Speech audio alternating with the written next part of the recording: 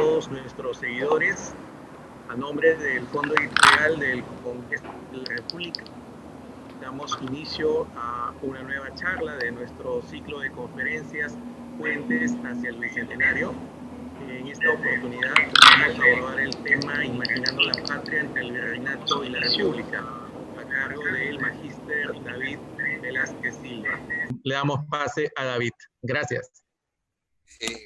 Buenas noches. Muchas gracias, Antonio, por la amable presentación. Doctora María Teresa Cabrera, muy agradecido por la invitación a este espacio y la oportunidad para poder disertar y explicar un poco de una de las investigaciones que yo he trabajado en los últimos años. Voy a tratar de ser bastante sintético. Voy a presentar más o menos los cambios semánticos o los cambios de significado del concepto patria, que permitió a los actores históricos del virreinato y la república imaginar las comunidades políticas posibles. Voy a inmediatamente hacer uso de mi PPT para empezar la presentación.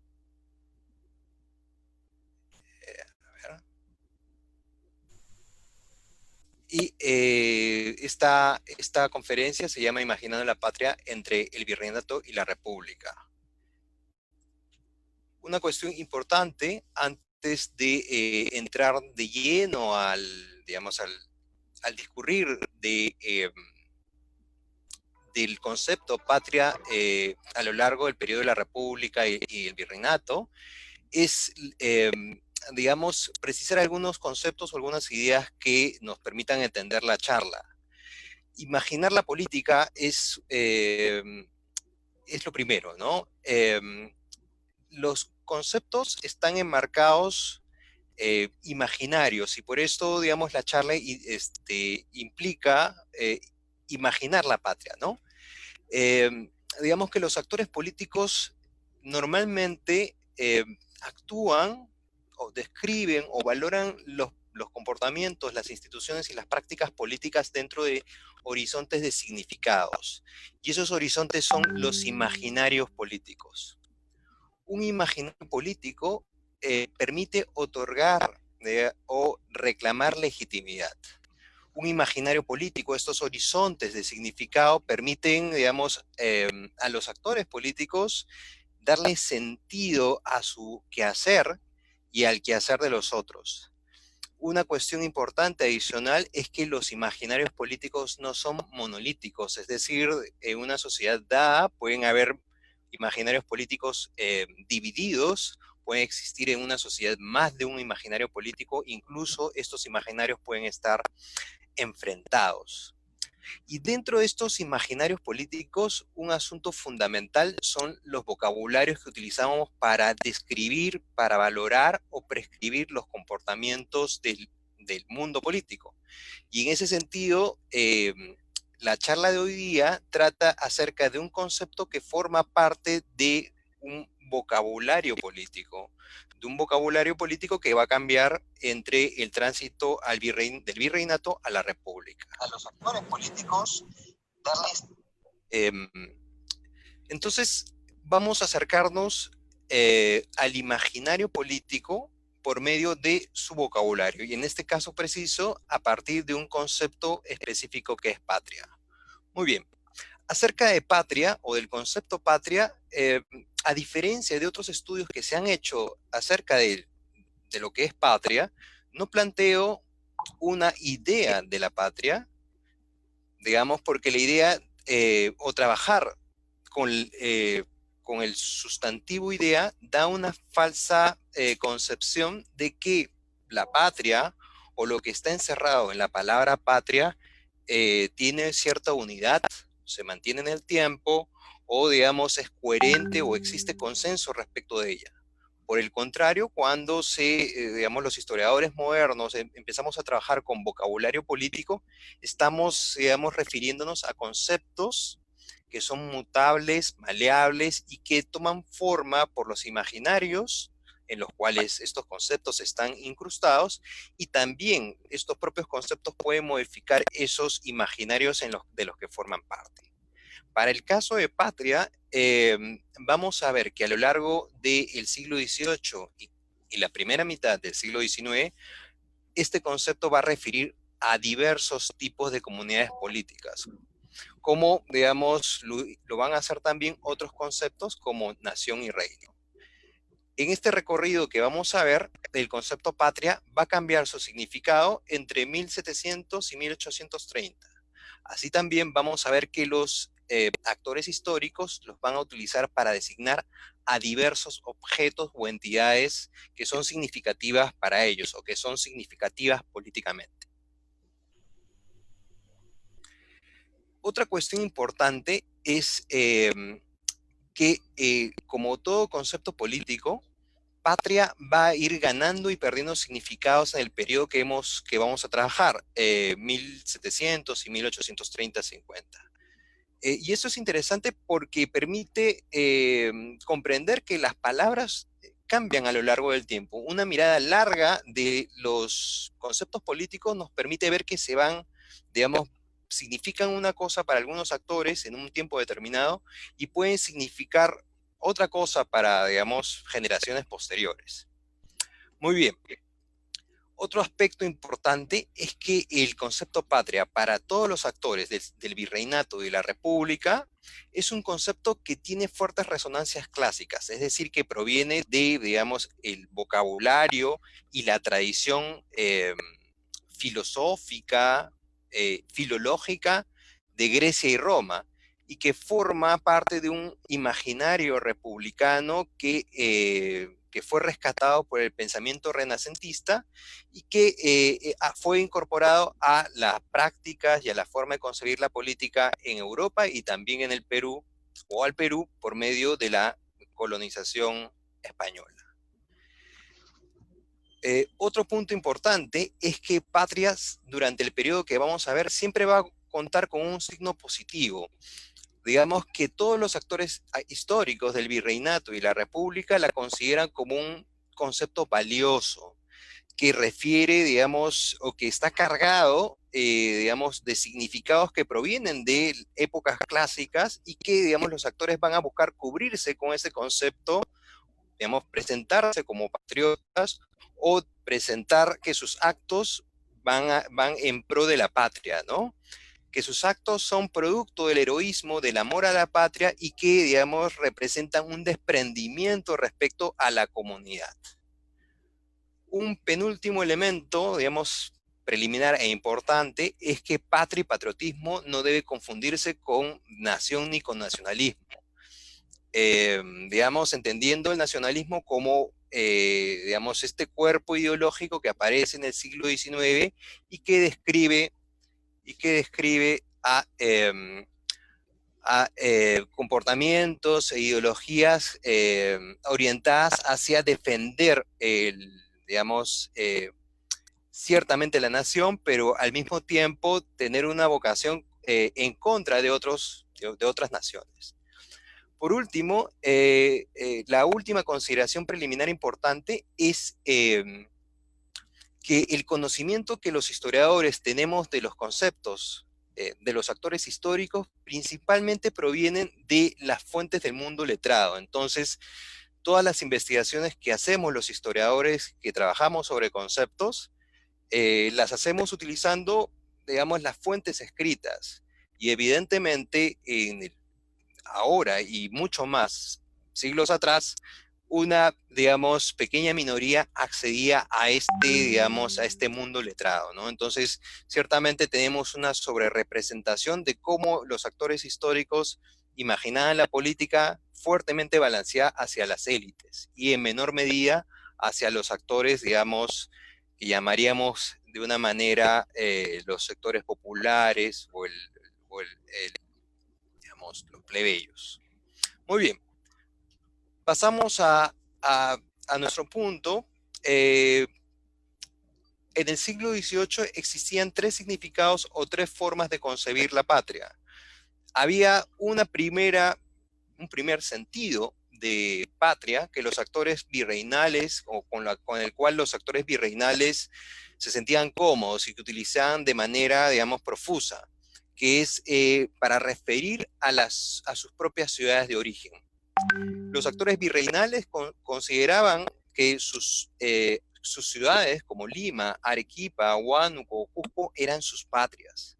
Básicamente referían a, digamos, a sus ciudades de origen como sus respectivas patrias, ¿no? Estas eran concebidas como comunidades políticas. Básicamente se sentían, digamos, como sus patrias, porque eran, digamos, los espacios donde estos actores habían socializado desde su origen.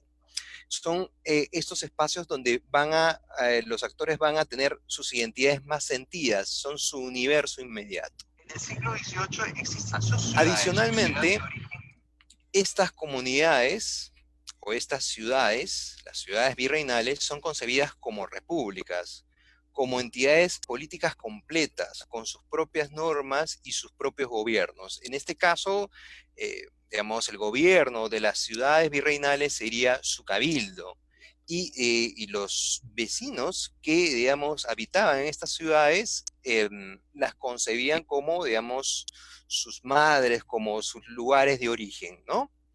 Entonces, los actores virreinales tienen una concepción republicana respecto de sus ciudades. Y aquí es interesante porque incluso en el virreinato podía coexistir una identidad respecto de sus propias ciudades, como también una identidad respecto a una entidad mayor que podía ser la propia monarquía.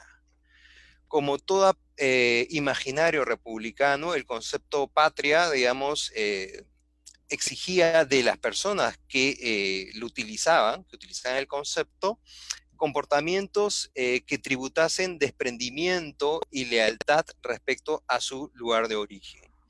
Ciertamente, aquellos sujetos que afirmaban amar a sus patrias, a sus ciudades virreinales, debían, para sí y para los otros, prescribir comportamientos de tributo y desprendimiento para la conservación de sus respectivas ciudades. Un segundo concepto o un segundo significado respecto del concepto patria aparece en la segunda mitad del siglo XVIII y que va a referir a la monarquía española en su conjunto. Digamos que a partir de este periodo las fuentes van a ir, digamos, incorporando crecientemente referencias que los actores históricos van a designar con este término, con patria, digamos, a esa comunidad política que es la monarquía española, una comunidad de vasallos gobernados por un mismo rey. Digamos, uso nuevo para la época, coincide con las reformas borbónicas y la militarización de la sociedad peruana. Es un periodo, digamos, donde las reformas borbónicas imprimen una fuerte presencia de un monarca absoluto, que utiliza este concepto para motivar el apoyo de los vasallos. Aquí, digamos, es interesante porque concepto de patria que refiere a toda la comunidad de vasallos no es contradictorio con una monarquía que se concibe también como una unidad de reinos, ¿no? El concepto patria es como es una idea, no es una idea, digamos, es un significante que aglutina de manera genérica a los diversos reinos y a los vasallos que viven dentro de ella. Por último, en el siglo XVIII, a fines del siglo XVIII, bajo el influjo de la Ilustración, en el Perú también se va a utilizar el concepto patria para referir a una colectividad también de manera genérica o una sociedad, digamos, también representada de una manera genérica, media etérea, ¿de acuerdo? Pero al mismo tiempo este concepto va a ser aplicado no para referir a las ciudades, no para referir a la monarquía en su conjunto, sino para referir al virreinato peruano y al continente americano. Y este continente va a ser referido como una colectividad difusa que, digamos, que está constituida por sujetos que tienen cierta unidad moral, y ese es, digamos, un término de la época, pero que comparten un mismo origen basado en la pertenencia territorial al continente americano. Aquí lo que quiero destacar es que una misma palabra empleada públicamente puede tener tres significados diferentes y que van apareciendo en función del contexto político, digamos, local y, digamos, mucho más amplio, que es, digamos, la pertenencia a, digamos, a la monarquía española. Entonces, cuando nos acercamos a los actores históricos para comprender, digamos, su forma de concebir, nos damos cuenta que, de conseguir la política, nos damos cuenta que, digamos, la idea, digamos, el concepto patria puede referir a tres niveles de identidad diferentes y con características o significados diferentes. Muy bien. Estos tres significados van a ser transmutados, van a transformarse en el periodo que la historiografía hispánica e hispanoamericana conoce como el periodo de la crisis de la monarquía española, que va entre 1808 y 1815. Es un periodo en el cual se produce una guerra entre España y la Francia napoleónica, con el resultado de la captura del rey Fernando VII, y esto genera un terremoto político. Inicia efectivamente la crisis de la monarquía española. Digamos, esta ausencia del rey y esta situación de guerra lleva, digamos, a un debate en la península y América acerca de qué hacer ante esta eventualidad. Un debate que va digamos, a conducir a su vez a una reflexión acerca de la naturaleza de la monarquía, acerca de quién debe gobernar en ausencia del rey y qué legitimidad va a tener la persona que gobierne en ausencia del rey. Es un debate que se produce ciertamente en la península y en todos los, digamos, territorios hispanoamericanos que forman parte de esta monarquía. Y en este contexto de crisis vamos a tener, digamos, una fuerte circulación de ideas que va a permitir el ingreso de ideas provenientes de la Francia revolucionaria y así también, digamos, una fuerte difusión de ideas desde Francia hacia la península y de la península a América y viceversa. En este periodo también se va a producir lo que la historiografía ha llamado como la retroversión de la soberanía, es decir, ante la ausencia del rey, digamos, los diversos reinos y comunidades políticas que formaban parte de la monarquía van a recobrar su soberanía, digamos, parcial, y van a formar juntas de gobierno tanto en la península y después en América. Estas juntas se van a reclamar soberanas, y digamos, van digamos, a considerar que la soberanía que recaía en el rey ahora, digamos, es parte de los vasallos, quienes, digamos, han recobrado este poder en ausencia del monarca. En este contexto, en América también se produce una fuerte reflexión acerca de cuál es la posición de los reinos americanos, de los virreinatos americanos, incluyendo el Perú, ¿no? Si son parte fundamental de la monarquía o simples colonias, ¿no? Desde fines del siglo XVIII hay, digamos, un sentido, digamos, muy fuerte entre los criollos americanos de un menosprecio y un desplazamiento, un menoscabo desde la península de su posición digamos, como individuos, pero también a sus propios reinos, ¿no? Entonces, esta situación de, digamos, de resquebrajamiento de la monarquía y de su gobierno lleva a los criollos a pensar qué posición tienen acerca de o qué posición tienen sus territorios en este conjunto de la monarquía. En este periodo también, ante la guerra, digamos, de Francia contra España, ustedes seguramente recordarán que, digamos, Francia, la Francia revolucionaria, había ocupado gran parte del territorio español, de la península.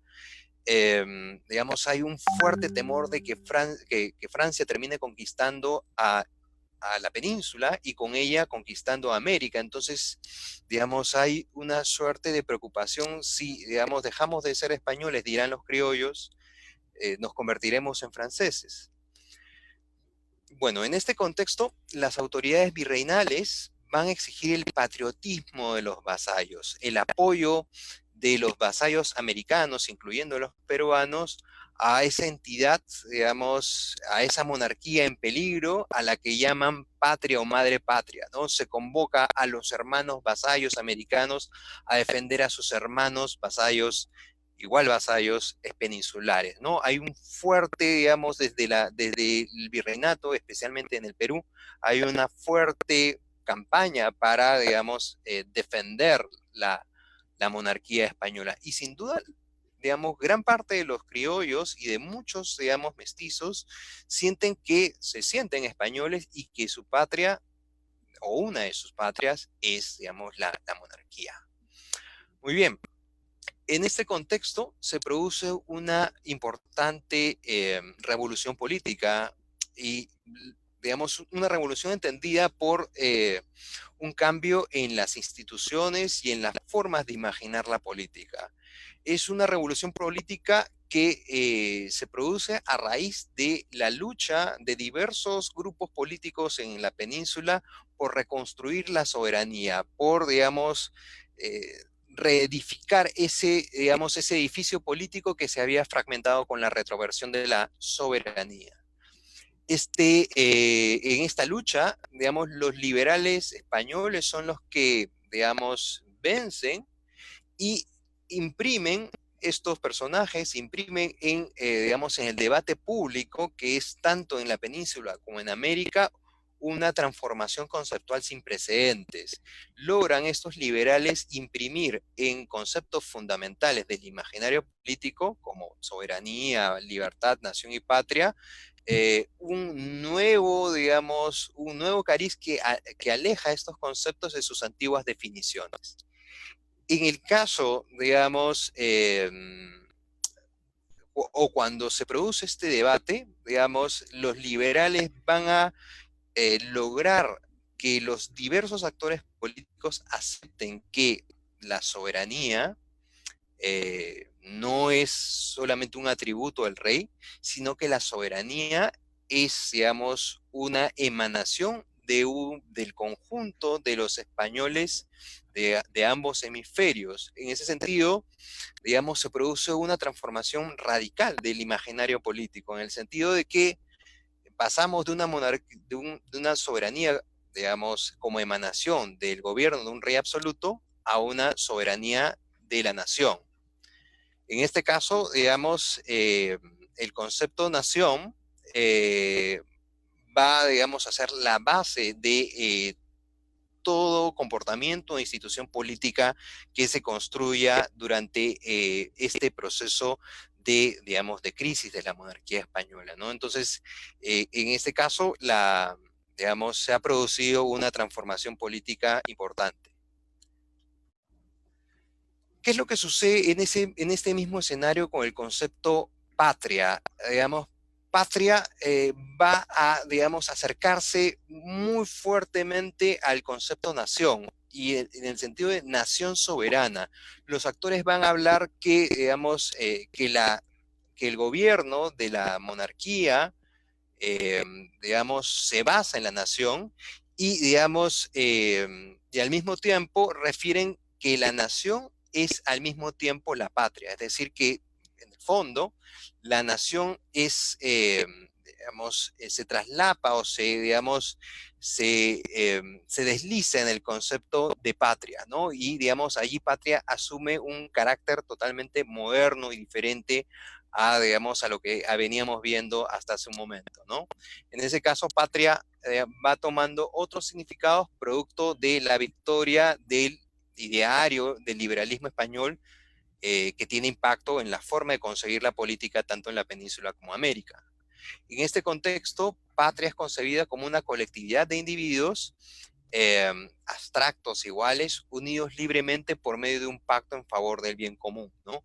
Patria o la patria es, digamos, no el territorio, no las ciudades, no el rey, sino los ciudadanos españoles de ambos hemisferios unidos, digamos, por un pacto. Y se concibe no a los españoles americanos o a los españoles peninsulares en términos concretos, sino en términos abstractos. Pero un aspecto adicional es que patria también en este periodo está fuertemente vinculado a la libertad, y a la libertad y a la ley, ¿no? Patria, o van a utilizar los actores históricos en América y en la península el concepto patria para describir una tierra, un espacio o una comunidad donde los sujetos son libres, tienen derechos civiles y políticos.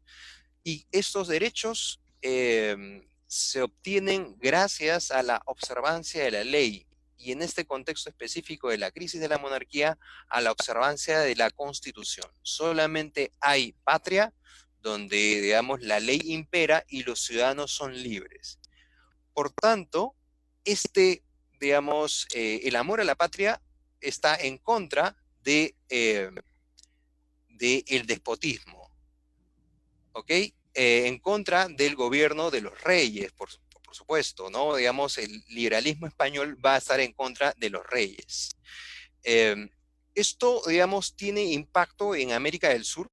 Digamos, en las provincias de América del Sur, el concepto empieza a ser usado con mucha fuerza para referirse a las ciudades en las que se van a formar juntas de gobierno primero fieles a Fernando VII y luego revolucionarias e independentistas, que van a ir construyendo una identidad de la patria, digamos, propia de sus propias ciudades, pero también una identidad americana diferente a la identidad peninsular o, digamos, diferente a su vasallaje hacia el monarca.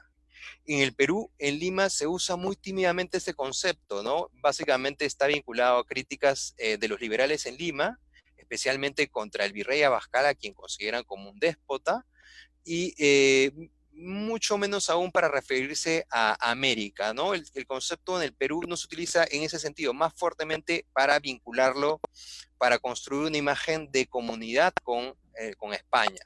Pero eso no quita que, digamos, en las rebeliones de Tacna y Cusco se empiece a luchar por la patria, por una patria separada de la península, ¿no? Mientras va avanzando el periodo de la crisis de la monarquía, digamos, se va a empezar a utilizar este concepto, digamos, para designar una posición contraria o ajena a la pertenencia a la península.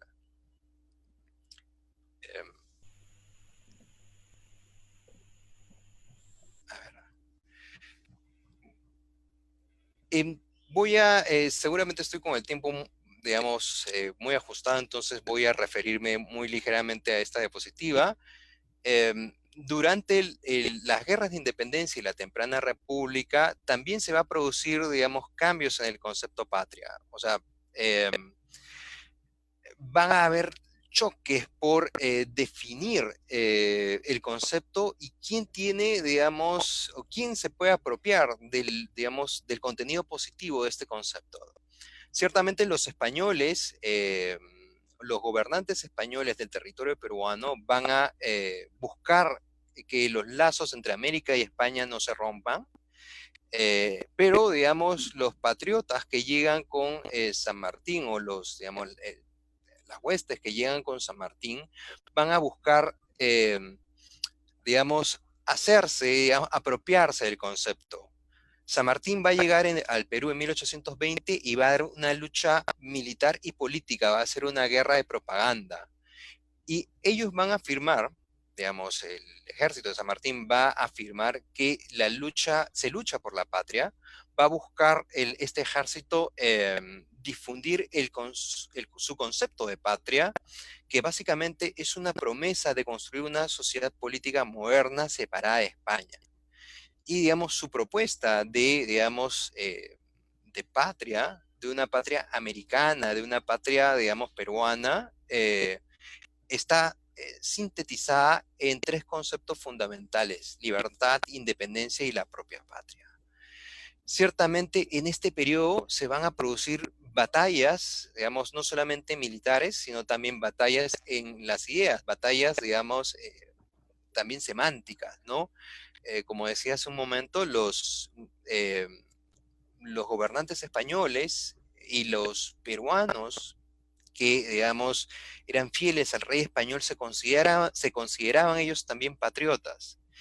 Y en el contexto de la guerra que plantea San Martín, hay un retorno de la Constitución de Cádiz y con ella, digamos, el lenguaje del liberalismo español y por tanto, digamos, los actores históricos que defendían la unidad con España tenían el mismo vocabulario que los patriotas. Entonces era difícil distinguir entre, digamos, qué proyecto de sociedad estaban defendiendo cada uno de ellos. Sin embargo, los defensores de la independencia van a, digamos, apropiarse del concepto distanciando a los realistas de él. En este periodo también es interesante porque hay una tensión entre, digamos, una identidad americana vinculada al concepto de patria, o, digamos, los actores llaman patria, para decirlo, acercarnos a los actores históricos, llaman patria tanto a América como a las ciudades, como también a los territorios que después van a ser los territorios nacionales, ¿no? O sea, digamos, hay una, llamémoslo así, no hay una definición única de patria, y los actores históricos con eso están designando sus diversas identidades. Finalmente, después de la independencia y hacia adelante, los peruanos, los gobernantes y los actores históricos van a, digamos, a lograr centrar el concepto de patria, digamos, en el Perú, en su territorio y en su población. Y con esto se va a solidificar, digamos, la identidad digamos, de lo que es el Estado y, digamos, el territorio peruano. Ciertamente, las colectividades que formaban parte de la nueva república van a ir, digamos, ganando su identidad o, digamos, solidificando su identidad como peruanos y considerando al Perú como su patria en virtud de los conflictos internacionales y su participación también en las guerras internas, en los procesos electorales y en los rituales cívicos.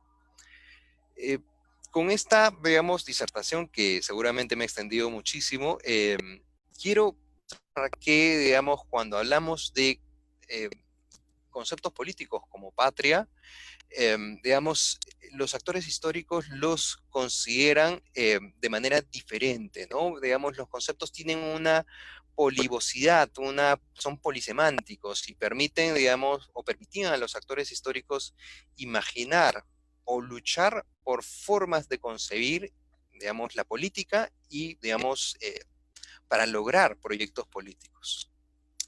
Muy bien, con esto termino mi disertación y, bueno, estoy totalmente atento a las preguntas que puedan plantearme quienes estén escuchando. Gracias.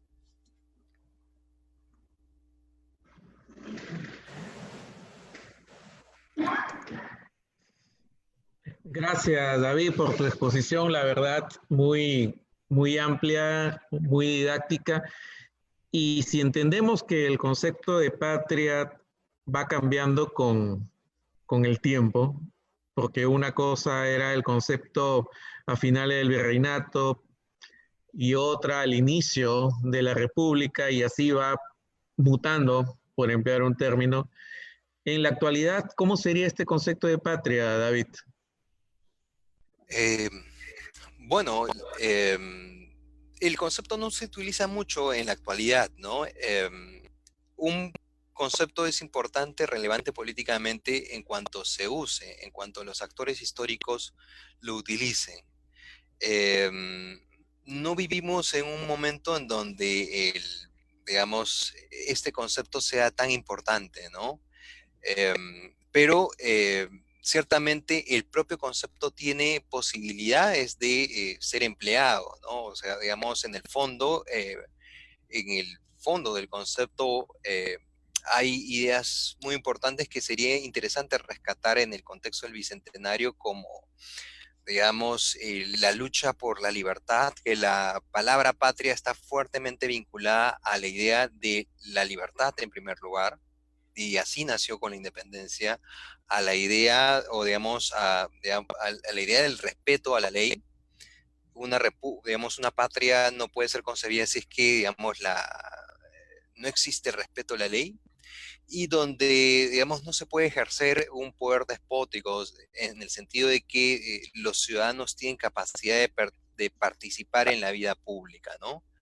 Eh, por eso, digamos, los actores, o digamos, una frase que de repente la gente no entiende muy bien, pero que la utiliza, es que estamos haciendo patria, ¿no? O está haciendo patria. Y esto, digamos, refiere a que las personas, por amor a su colectividad, a su, digamos, a la comunidad política en la cual viven o la cual sienten amor, se desprenden de sí para dar algo a favor de ellos, ¿no? Entonces, ese es el sentido del amor a la patria o el hacer patria, ¿no? De construir con nuestro, llamemos sudor, nuestras energías, nuestra experiencia, un futuro de una colectividad o una comunidad política mejor, ¿no? Allí en el fondo hay un deseo de construir algo a favor del bien común, ¿no? Y en esta situación de pandemia, ciertamente, digamos, de esta situación crítica en la cual estamos viviendo, eh, he escuchado, sí, el uso del concepto en el sentido de que las personas entienden que el desprenderse de sí por el bien común es un comportamiento patriótico, ¿no? Y en ese sentido también sería interesante rescatar este concepto, ¿no? Que tiene, digamos, está en el núcleo un poco olvidado de la República, ¿no? Porque, digamos, las personas que formamos parte del Perú, eh, no vivimos aislados, ¿no? Vivimos en una colectividad, y nuestro pacto fundacional, que es, digamos, la independencia y la fundación de la República, nos combina a dar de nosotros digamos, por esa colectividad a la cual, digamos, todos, por lo menos la mayoría, afirma sentir amor, ¿no? Claro, justamente volviendo un poco al original, al término patria en el siglo XVIII, se concebía como el lugar o de nacimiento del individuo. Si lo vemos de este punto de vista, claro, la patria sería nuestro Perú, pero también tenemos en cuenta el tema de la identidad y de las nacionalidades. El Perú es un país muy diverso. Si aplicamos ese concepto original de patria, creo que muchas nacionalidades que viven en nuestro territorio nacional también concebirían otras patrias también. Es un poco también algo difícil de englobar, ¿no? Teniendo en cuenta, por ejemplo, las comunidades amazónicas, por dar un ejemplo. Sí, a ver, el concepto es lo suficientemente amplio como para incorporar dentro de una misma comunidad a, digamos, actores o colectividades o grupos de diversas características. Es diferente a la nación. El Así concepto es. nación busca, o digamos, en su origen, remite a cierta homogeneidad de los miembros de una colectividad, mientras que patria no remite necesariamente a, digamos, la homogeneidad. Es más, digamos, en algunos momentos de la historia, digamos, del mundo occidental, patria ni siquiera está vinculada al territorio. Algunos actores históricos del momento que estoy explicando hablaban de que patria ni siquiera está, digamos, vinculada a un espacio físico, sino es aquel lugar o aquella colectividad donde yo soy libre. Entonces, digamos, en el lugar donde hay libertad, ahí es mi patria, decían los actores históricos, ¿no?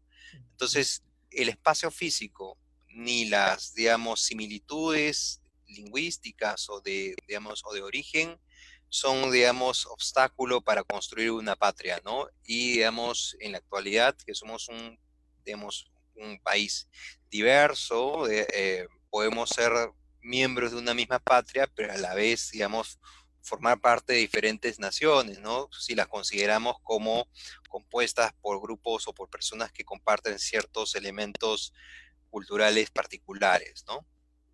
Claro, en tu exposición se veía que la patria en realidad se veía como una actitud más de desprendimiento y en cambio la nación un concepto un poco más cerrado, egoísta, por decirlo así, ¿no? De negación, yo soy de tal nacionalidad y marco una distancia respecto a otra nacionalidad, como que la patria es precisamente una idea que abarca más, que es más incluyente. Sí, en el sentido de que en un momento dado, a partir de este periodo de crisis de la monarquía y que, digamos, está fuertemente vinculado a las ideas de la Revolución Francesa, el concepto patria, digamos, se abre, ¿no? Eso no quiere decir que un patriota no defienda a su territorio, a su nación, pero digamos, el concepto no termina restringiendo a quienes, digamos, forman parte o abrazan a esta entidad por sus características, digamos, etnolingüísticas o identitarias, ¿no? Ciertamente, patria, digamos, las personas defendían su patria porque habían nacido en esos territorios o formaban parte de una comunidad política más amplia, pero digamos, no significaba una barrera, ¿no? Por ejemplo, durante la lucha por la independencia, la gran patria era América, ¿no? Y digamos, todos los americanos se consideraban patriotas, ¿no? Y hermanos, ¿no? En contraposición digamos, a los peninsulares ya, digamos, a otras colectividades humanas que, digamos, diferían de, digamos, del deseo de construir una colectividad separada, ¿no? Em, es interesante porque el concepto es maleable, ¿no? O sea, Así es. en esa época y en esta, ¿no? Justamente un poco esa es una de las consultas, de las preguntas. ¿Cómo así de un inicio cambia el concepto de patria que se entendía como la totalidad de la monarquía y pasamos ya a una patria ya en un sentido ya más localista? ¿Cómo así se dan estos cambios, ¿no? ¿Cómo, en qué momento, más allá, claro, podemos entender a partir del punto de quiebre, ¿no? A través de la invasión napoleónica, el Imperio Español, a la península, pero cómo esto se va dando en Lima y en otras ciudades latinoamericanas. Bueno, ¿cómo se produce el cambio? Es, es una mezcla entre, digamos, el lenguaje político y las situaciones que viven los actores, ¿no? El lenguaje político, como el concepto patria es parte, digamos, del lenguaje político de la época, esta palabra sirve para describir las cosas que están sucediendo en términos políticos, pero también para construir cosas diferentes, para imaginar futuros diferentes. En ese momento dado de una guerra, los actores políticos decidieron no formar parte de la monarquía española. Básicamente los bonaerenses y los criollos de Caracas y de Santa Fe en un momento dado decidieron no formar parte de la monarquía. En algún momento, digamos, temiendo de que la monarquía se haya, o que la península se haya perdido y que solamente quedaba del imperio español los territorios americanos. Entonces, muchos de los líderes criollos que van a formar gobiernos independientes, ahora llamamos independientes, pero en ese tiempo juntas de gobierno autónomas, van a hacerlo, digamos, tratando de proteger ese territorio español, americano, de la posible invasión napoleónica. Y en un momento dado van a utilizar el concepto de patria para referir a ese territorio o a esos territorios localizados, ¿no? Pero, digamos, eh, en esa situación, a veces el azar influye, ¿no? Porque vamos a tener que esos actores van a decidir separarse de España al principio bajo la creencia que se ha perdido la península. Y luego, digamos, van a concebir o van a decidirse totalmente la independencia bajo el temor de las represalias de la península. Eh, y bueno, digamos, utilizan el concepto, por un lado, para definirse como patriotas o como amantes de su propio territorio, pero también para, digamos, diferenciarse digamos, de la España a la cual la van a tildar de, digamos, prontamente una España, digamos, tirana, ¿no? Gobernada por un rey tirano que es contrario a la patria, ¿no? Entonces, estos actores no solamente utilizan el concepto para referir a su lugar de origen, a su ciudad y luego a su territorio más amplio que va a ser Argentina, Venezuela, Chile, sino también para, digamos, darle a este territorio unas características políticas, ¿no? Como un lugar donde se respeta la libertad, que está opuesta al despotismo de los reyes. Va a ser un territorio formado por, digamos, ciudadanos, y ya no por vasallos, por ciudadanos, digamos, que tienen derechos o que se busca que tengan derechos, ¿no? Claro, eso sí es una idea muy, muy importante, ¿no? Porque definitivamente cambia la idea de cómo en un inicio, como tú lo has explicado, se concebía como parte de un imperio, de una monarquía, pero luego va transitando a otro concepto donde ya se ve ya la libertad de expresión. Y claro, yo entiendo que esto debe haber sido bajo influencia la, de la Constitución, que es producto de la Corte de Cádiz, entiendo yo, bajo Sí. esas influencias.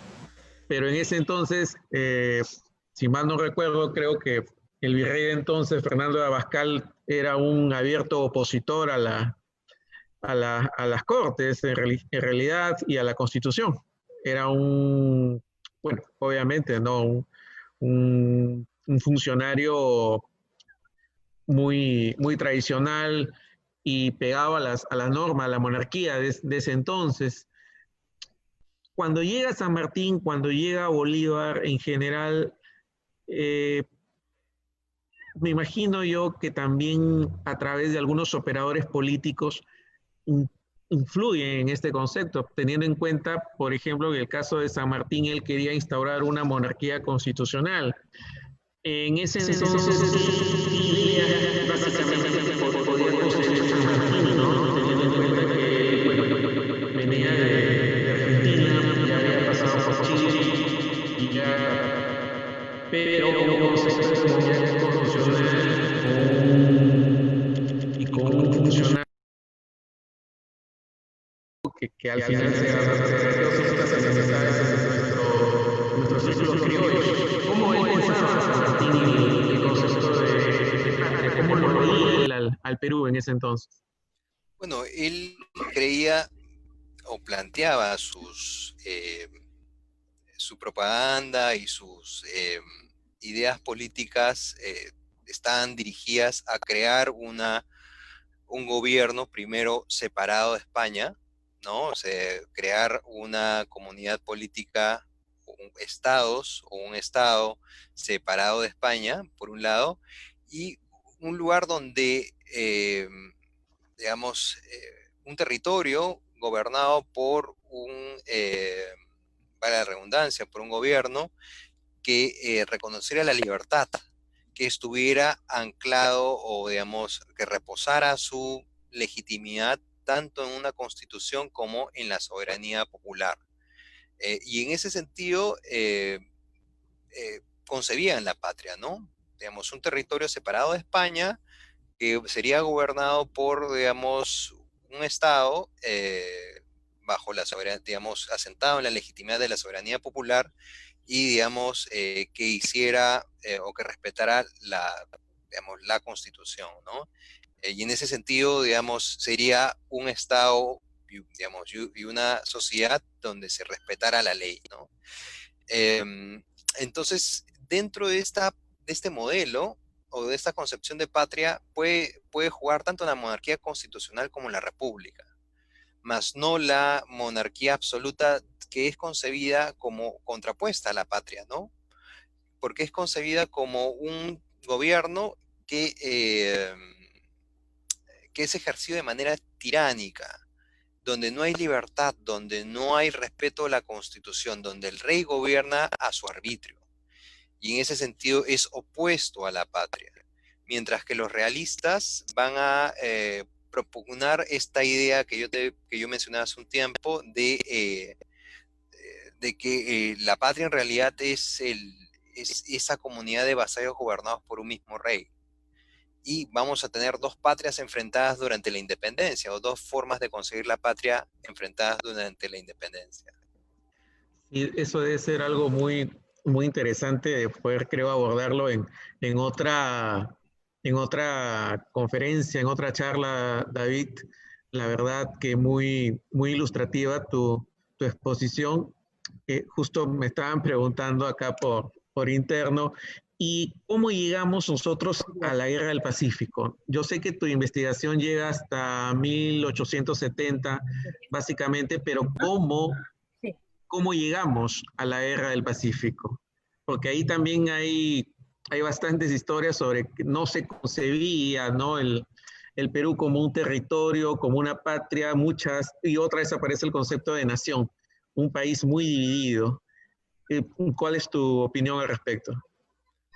Bueno, todos concebían, los actores políticos relevantes, para llamarlo así, no todos, sino la mayoría de los actores políticos relevantes sabían que su lealtad era, digamos, hacia el Perú, pero lamentablemente en nuestro país, en este periodo, digamos, no existía un fuerte sentimiento de nacionalista, ¿no?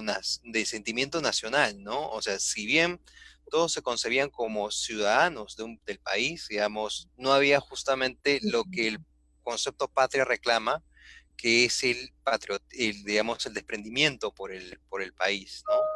O por la colectividad.